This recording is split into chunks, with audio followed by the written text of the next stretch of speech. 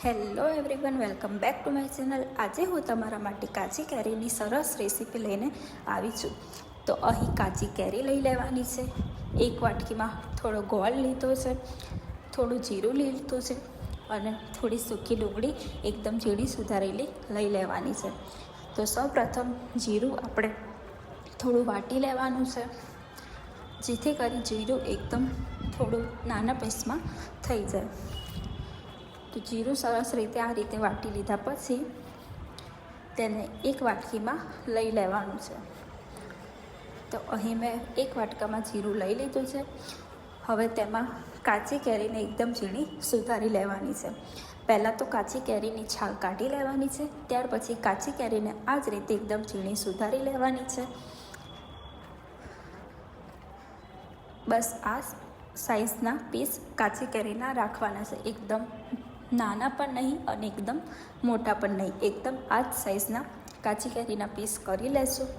આ રેસીપી તમે સ્ટોર કરીને રાખી શકો છો અને આ રેસીપી સાથે વઘારેલી ખીચડી કે કોઈ પણ શાક તમને ખૂબ જ સરસ લાગશે. તો ફ્રેન્ડ્સ, હવે કાચી કેરી આપણે ઝીણી સુધારી લીધી છે.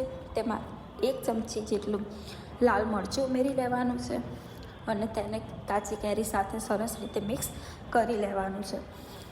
ત્યાર પછી જે ડુંગળી સુધારેલી હતી, ત્યાર પછી ફ્રેન્ડ્સ કેરીને સરસ રીતે મિક્સ કરી લેવાની છે.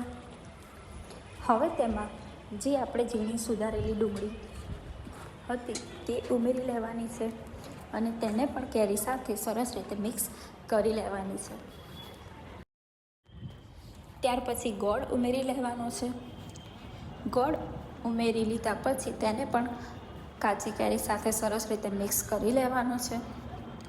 ગોળ ઉમેર્યા પછી આ રેસીપીને ઢાંકીને અડધો કલાક સુધી રાખવાની છે, જેથી કરી ગોળ સરસ રીતે કેરીમાં ઓગળી જાય. તો અડધો કલાક પછી ચટણીને જોઈ લેવાની છે. તો ફ્રેન્ડ્સ, તમે જુઓ છો કે આપણી ચટણી તૈયાર થઈ ગઈ છે અને ગોળ પણ સરસ રીતે કેરીમાં પીગળી ગયો.